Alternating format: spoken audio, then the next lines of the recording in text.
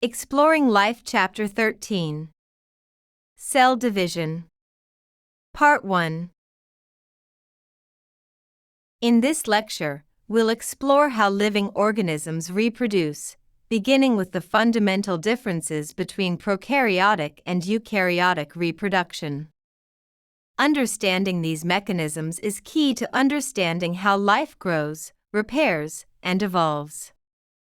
In bacteria and archaea, reproduction happens through a process called binary fission. It's a simple and efficient way to multiply. One cell just divides into two genetically identical cells. This simplicity lets prokaryotes reproduce rapidly when conditions are right. But even though they reproduce asexually, they aren't genetically stuck. They have clever ways to swap genetic material and increase diversity. Some transfer DNA directly through a process called conjugation. Others absorb loose DNA from the environment, a method known as transformation. And some even use viruses to exchange DNA in a process called transduction. Over time, life evolved more complex strategies for reproduction. The earliest eukaryotes likely reproduced through mitosis, a process where the nucleus divides first, followed by the rest of the cell. This results in two genetically identical daughter cells, similar to binary fission in prokaryotes, but involving greater internal complexity. Today, mitosis is still used by some simple eukaryotic organisms as a method of asexual reproduction. In more complex organisms like plants and animals, mitosis plays an essential role in growth, development, and tissue repair. It's the process that allows us to grow from a single fertilized cell into a multicellular organism, and how we maintain and heal our bodies throughout life. As eukaryotes continued to evolve, they transitioned from simple asexual reproduction to the more complex process of sexual reproduction. A key step in this transition was the duplication of the entire genome. Initially, this may have occurred due to an unintended progression into another round of DNA replication without first undergoing cell division. This led to the formation of cells with two complete sets of chromosomes, known as diploid cells. In contrast, haploid cells carry only a single set of chromosomes. The emergence of diploid cells was a significant evolutionary milestone. With two sets of chromosomes, each potentially carrying different versions of genes, organisms gained a greater capacity for genetic variation. To make sexual reproduction possible, eukaryotes evolved meiosis, a specialized form of cell division that reduces the chromosome number by half, producing haploid gametes such as eggs and sperm. This process likely emerged when a cell failed to complete the first division properly and instead entered a second round of division without an intervening round of DNA replication. The result was a haploid cell, containing only one set of chromosomes, each representing one version of the duplicated genetic material. The fusion of two haploid gametes restores the diploid state, a process known as fertilization. Since each gamete carries different versions of genes, their combination during fertilization often results in new, non-parental arrangements of genetic material. This leads to a wide variety of genetic outcomes, variation that is highly valuable, as it drives genetic diversity and supports evolutionary adaptability. For this reason, sexual reproduction has become a defining feature of all eukaryotes, including protists, fungi, plants, and animals. This diagram compares mitosis on the left and meiosis on the right, highlighting the key differences between asexual and sexual reproduction. In mitosis, the cell maintains the same ploidy state, whether haploid or diploid, throughout the entire process. The resulting daughter cells are genetically identical to the parent cell. In contrast, sexual reproduction involves an ongoing cycle between haploid and diploid stages. Sexual reproduction likely first appeared around 1 to 1.2 billion years ago, before the evolution of complex multicellularity. By mixing genetic material from two parents, sexual reproduction allowed populations to adapt more rapidly to environmental changes. This innovation laid the groundwork for greater genetic flexibility and played a pivotal role in the eventual rise of complex multicellular life, unlocking new levels of biological complexity and evolutionary potential. Cell division is part of a broader process known as the cell cycle, a series of events that a cell undergoes as it grows, replicates its DNA, and prepares to divide. The cell cycle ensures that cells increase in size, accurately duplicate their genetic material, and then divide to produce healthy daughter cells. While the general structure of the cycle applies to both mitosis and meiosis, we will focus here on the cell cycle as it relates to mitosis. The first stage of the cell cycle is G1, or gap 1. This is a growth phase that follows cell division. During G1, the cell increases in size and performs its normal functions, like producing proteins and organelles. It also begins preparing for the next critical step, DNA replication. Next comes the S phase, or synthesis phase. Here, the cell duplicates its entire set of DNA. Each chromosome is copied, forming two identical sister chromatids held together by a centromere. This duplication is essential, so that when the cell eventually divides, each new daughter cell receives a complete and accurate copy of the genetic material. After DNA replication, the cell enters G2, or gap 2. During this phase, the cell continues to grow and produces the proteins and organelles needed for division. It's the final checkpoint before mitosis begins, ensuring everything is ready for a smooth and accurate division. Then comes the M phase, or mitosis.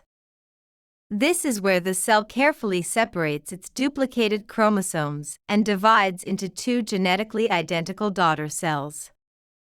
Mitosis ensures that each new cell has a full set of chromosomes.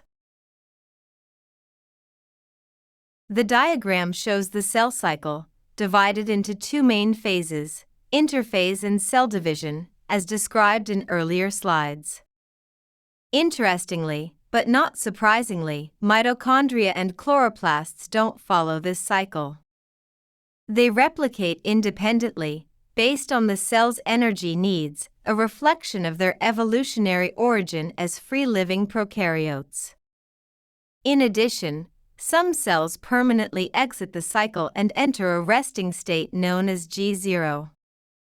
In this phase, they remain metabolically active but do not divide, a common condition in highly specialized cells such as neurons.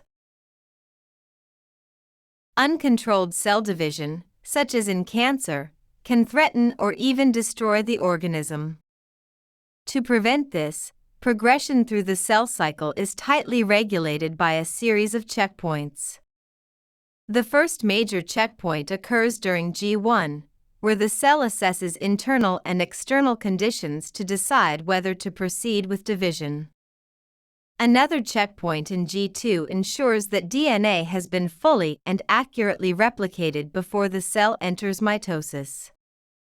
The final checkpoint takes place during mitosis, confirming that all chromosomes are properly aligned and attached to the spindle before the cell divides. You can think of these checkpoints as points of no return. A cell may pause at a checkpoint, but once it passes, it must continue to the next stage. There's no turning back. In addition to these internal controls, cells also respond to a variety of external and internal signals. For example, growth factors produced by the organism can stimulate cell division. In contrast, high cell density or loss of contact with surrounding surfaces can signal the cell to stop dividing. This helps ensure that cells only divide when they are needed and when there is enough space and proper contact with neighboring cells. Cell division includes two closely linked processes: the division of genetic material, called mitosis, and the division of the cell's contents, known as cytokinesis. Mitosis is a vital process that allows a single cell to divide and produce two genetically identical daughter cells. Before mitosis begins, the cell has already replicated its DNA during interphase, so each chromosome now consists of two identical sister chromatids. Mitosis then unfolds in a series of distinct phases that ensure the accurate separation of genetic material: prophase, metaphase, anaphase, and telophase. The image shows a complete cycle of mitosis, beginning after interphase, when the cell has already replicated its DNA. As the cell moves through the stages of mitosis, prophase, metaphase, anaphase, and telophase, the duplicated chromosomes are carefully separated. By the end of the process, two genetically identical diploid daughter cells are formed, each with a full set of chromosomes, just like the original parent cell. The image shows a microscopic view of an onion root tip, a region where cells are actively dividing. You can observe different phases of the cell cycle and mitosis in this section. In interphase, labeled 1, the cell is preparing for division by growing and replicating its DNA. Prophase, 2, shows the chromosomes condensing and becoming visible. In anaphase, 3, the sister chromatids are pulled apart toward opposite poles of the cell. And in telophase and cytokinesis, 4, new nuclei form and the cell physically divides, resulting in two daughter cells. And here you see the familiar stages of mitosis in animal cells, including interphase, 1, prophase, 2, anaphase, 3, and telophase, 4. The consistency of mitotic features between plant and animal cells is striking, highlighting how deeply conserved this process is across eukaryotic life. Let's review the individual stages of mitosis in more detail. The first phase is prophase. During this stage, the cell's genetic material condenses. The once loose chromatin coils tightly into visible chromosomes, each made of two identical sister chromatids. At the same time, the nuclear envelope begins to break down, allowing the chromosomes to become accessible. Meanwhile, spindle fibers begin to form from structures called centrosomes. These fibers will play a critical role in organizing and moving chromosomes during the next stages of mitosis. In metaphase, the cell prepares for chromosome separation. The spindle apparatus is now fully formed, stretching across the cell. Chromosomes align precisely along the center of the cell, known as the metaphase plate or equator. Each chromosome's kinetochores, specialized protein structures, attach to spindle fibers from opposite sides of the cell. This setup ensures that each sister chromatid will be pulled to the correct side during the next phase. In anaphase, the separation of genetic material begins. The sister chromatids, which were joined at the centromere, are pulled apart by the spindle fibers. Each chromatid now becomes an individual daughter chromosome. These daughter chromosomes are drawn toward opposite poles of the cell, ensuring that each new cell will receive an identical set of chromosomes. This movement marks a critical step in equal genetic distribution. In telophase, the final phase of mitosis, the cell begins to elongate, stretching to prepare for division. At each pole, a new nuclear envelope forms around the separated chromosomes, re-establishing the nuclei. The chromosomes begin to uncoil, returning to their relaxed, thread-like chromatin state, and nucleoli reappear inside each nucleus. This marks the end of nuclear division. Following telophase, the process of cytokinesis begins. The cell's cytoplasm divides, completing the creation of two daughter cells, each with its own nucleus and a full set of genetic material. In the second part of this lecture, we'll explore meiosis, the cell division process that makes sexual reproduction possible. Now it's time to review with a quick self-evaluation. Use this opportunity to identify any areas you'd like to review or explore further. Let your understanding divide and multiply, just like the cells you've just explored.